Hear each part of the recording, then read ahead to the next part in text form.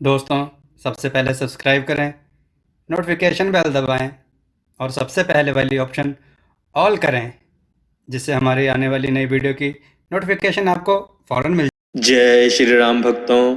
दोस्तों, कथा बहुत ही सुंदर है।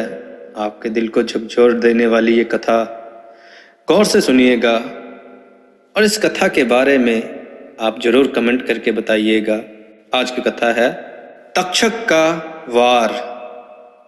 आइए कथा श्रवण करें। दोस्तों, सन 711 ईस्वी की बात है।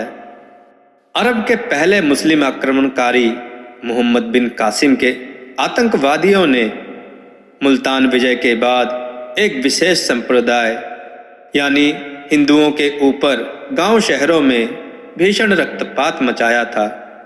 हजारों स्त्रियों की छातियां नोच डाली गई।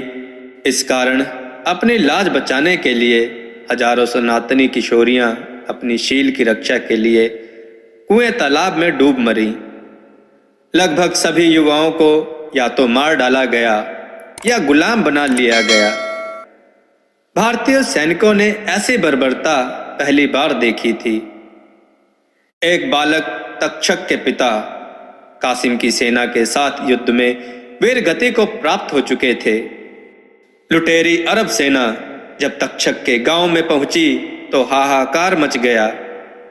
स्त्रियों को घरों से खींच खींचकर उनकी देह लूटी जाने लगी। भय से आक्रांत तक्षक के घर में भी सब चिल्ला उठे। तक्षक और उसकी दो बहनें भय से कांप उठी थी। तक्षक की मां पूरी स्थिति समझ चुकी थी।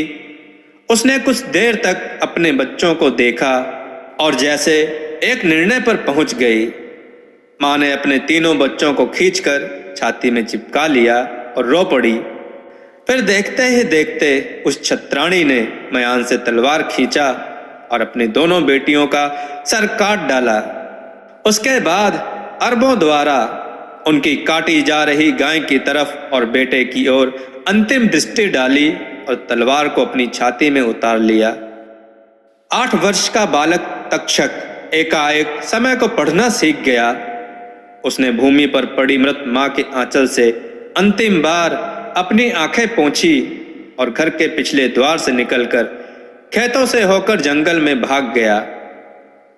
25 वर्ष बीत गए। अब वह बालक 32 वर्ष का पुरुष होकर कन्नौज के प्रतापी शासक नागभट्ट द्वितीय का मुख्य अंगरक्षक था। वर्षों से किसी ने उसके चेहरे पर भावना का कोई चिन्ह नहीं देखा। वह ना कभी खुश होता था, ना कभी दुखी। उसकी आंखें सदैव प्रतिशोध की वजह से अंगारों की तरह लाल रहती थीं।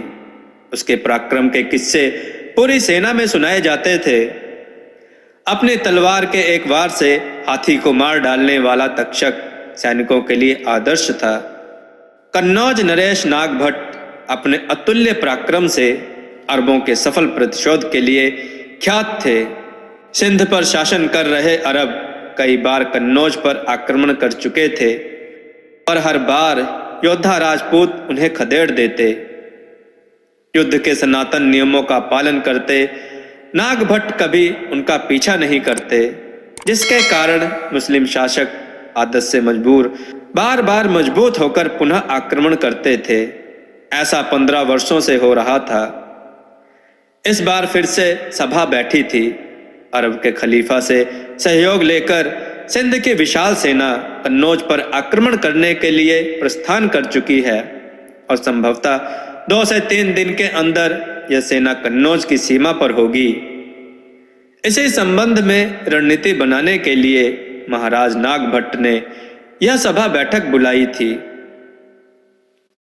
सारे सेनाध्यक्ष अपनी अपनी राय दे रहे थे। तभी अंगरक्षक तक्षक उठ खड़ा हुआ और बोला, महाराज, हमें इस बार दुश्मन को उसी की शैली में उत्तर देना होगा। महाराज ने ध्यान से देखा अपने संरक्षक की ओर, बोले, अपनी बात खुलकर कहो तक्षक, हम कुछ समझ नहीं पा रहे हैं। महाराज, अरब सैनिक महाबर्बर हैं। उनके साथ सनातन नियमों के अनुरूप युद्ध करके हम अपनी प्रजा के साथ घात ही करेंगे। उनको उन्हीं की शैली में हराना होगा। महाराज के माथे पर लकीरें उभर आईं। बोले, किंतु हम धर्म और मर्यादा नहीं छोड़ सकते सैनिक। तक्षक ने कहा, मर्यादा का निर्वाह उनके साथ किया जाता है जो मर्यादा का अर्थ समझते हों। ये बर्बर धर्मोन्मत्त राक्षस हैं महाराज। इनके लिए हत्या और बलात्कार ही धर्म है। पर यह हमारा धर्म नहीं है वीर। राजा का केवल एक ही धर्म होता है महाराज, और वह है प्रजा की रक्षा। देवल और मुल्तान का युद्ध याद करें महाराज, जब कासिम की सेना ने दाहिर को पराजित करने के पश्चात प्रजा पर कितना अत्याचार किया था।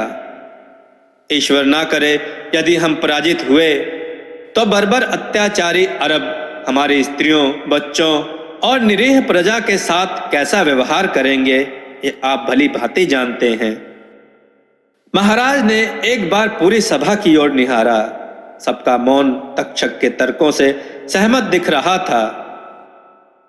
महाराज अपने मुख्य सेनापतियों, मंत्रियों और तक्षक के साथ गुप्त सभा कक्ष की ओर बढ़ गए। अगले दिवस की संध्या तक कन्नौज की पश्चिम सीमा पर दोनों सेनाओं का पड़ाव हो चुका था और आशा थी कि अगला प्रभात एक भीषण युद्ध का साक्षी होगा।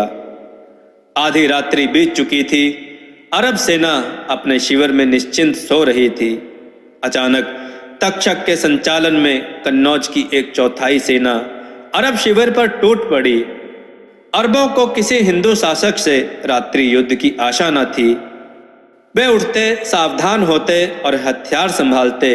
इससे पूर्व ही आधे अरब गाजर मूली की तरह काट डाले गए। इस भयावह निशा में तक्षक का शौर्य अपनी पराकाष्ठा पर था। वह घोड़ा दौड़ाते जिधर निकल जाता उधर की भूमि शवों से पट जाती। आज मां और बहनों की आत्मा को ठंडक देने का समय था। उषा की प्रथम किरण से पूर्व अरबों की 2/3 सेना मारी जा चुकी थी। सुबह होते ही बची सेना पीछे भागी, किंतु आश्चर्य, महाराज नागभट्ट अपनी शेष सेना के साथ उधर तैयार खड़े थे।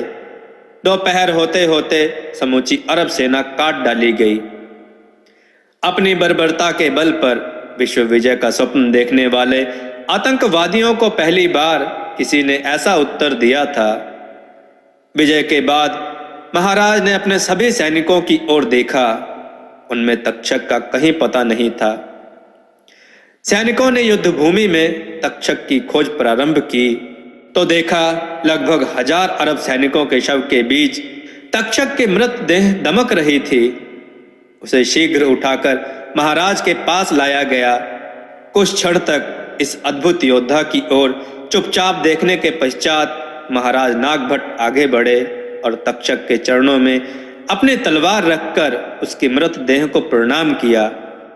युद्ध के पश्चात युद्ध भूमि में पसरी नीरवता में भारत का वह महान सम्राट गरज उठा। आप आर्यव्रत की वीरता के शिखर थे तक्षक। भारत ने अब तक मातृभूमि की रक्षा में प्राण न्यौछावर करना सीखा था। आपने मातृभूमि के लिए प्राण लेना सिखा दिया। भारत युगों युगों तक आपका आभारी रहेगा। इतिहास साक्षी है, इस युद्ध के बाद अगले 3 शताब्दियों तक अरबों की भारत की तरफ आंख उठाकर देखने की हिम्मत नहीं हुई। तक्षक ने सिखाया कि मातृभूमि की रक्षा के लिए प्राण दिए ही नहीं, लिए भी जाते हैं।